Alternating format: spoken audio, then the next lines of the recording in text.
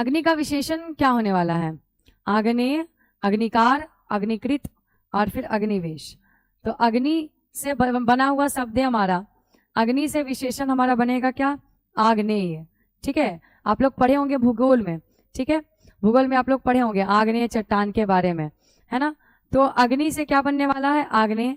Right answer हो जाएगा option number A, अग्नि से आग्नेय। अगला है हिरोशिमा कविता के रचयिता है। आप याद करिए, हमारा ये बिहार बोर्ड में क्या था कि क्लास 10 में आपको पढ़ना था हिरोशिमा नामक पोयम।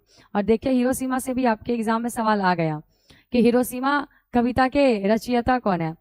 ऑप्शन से आपके नागार्जुन, गजानन माधव। देखिए गजानन माधव को किस नाम से जानते हैं? मुक्ति बोध के नाम से। ये भी सवाल आपसे पूछा जा सकता है। गजानन माधव जिनको हम लोग क्या बोलते हैं? तो मुक्ति बोध बोलते हैं। फिर हमारा रामधारी सिंह दिनकर और हमारा सच्चिदानंद हीरानंद वात्स्यायन जिनको हम किस नाम से जानते हैं? अज्ञेय। तो हिरोशिमा को लिखने वाले कौन थे? सच्चिदानंद हीरानंद वात्स्यायन अज्ञेय। ऑप्शन नंबर डी हमारा क्या हो जाएगा? करेक्ट आंसर हो जाएगा। निम्नलिखित में से युधिष्ठिर का सही संधि विच्छेद क्या होने वाला है? युधिष्ठिर का पहले अनेक शब्दों के बदले एक शब्द बताते हैं। युधिष्ठिर का होता है युद्ध में स्थिर रहने वाला। तो जो युद्ध में स्थिर रहे, जो युद्ध में क्या रहे? स्थिर। तो जो युद्ध में स्थिर रहता है उसको हम लोग कहते हैं युधिष्ठिर।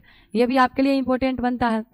तो युद्ध में स्थिर रहने वाला, तो पहला शब्द हो जाएगा क्या? युद्ध, और दूसरा क्या हो जाएगा? स्थिर। युद्ध प्लस स्थिर, ठीक है, क्या बन जाएगा? युधिष्ठिर। राइट आंसर हो जाएगा ऑप्शन नंबर ए, युद्ध प्लस स्थिर। चलते हैं आगे, हमारा अगला प्रश्न है कालिंदी कुल कदम की डारन।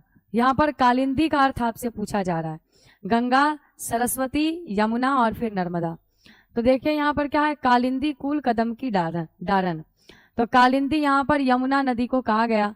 किसको बोला गया? यमुना नदी को, है ना, सूर्य की पुत्री को कहा गया है। तो कालिंदी का अर्थ हो जाता है यमुना नदी, ये यमुना का पर्यायवाची हो गया। राइट आंसर हो जाएगा ऑप्शन नंबर सी, यमुना। कहा गया है कि निम्नलिखित में से किस विकल्प में विलोम शब्द सुमेलित नहीं है, मतलब गलत मिला हुआ है। तो उन्नति का तो अवनति होता है, इति का अथ होता है, आविर्भाव का तिरोभाव होता है, उन्मुख का सन्मुख नहीं, सम्मुख नहीं, बल्कि उन्मुख का विमुख। उन्मुख का क्या हो जाता है? विमुख। इसलिए राइट आंसर हो जाएगा ऑप्शन नंबर बी। ठीक है, सही आपसे पूछा जा रहा था कि कौन सही नहीं है, कौन गलत है। तो उन्मुख का क्या हो जाता है? विमुख हो जाता है विलोम शब्द। इसलिए राइट आंसर हो जाएगा ऑप्शन नंबर बी।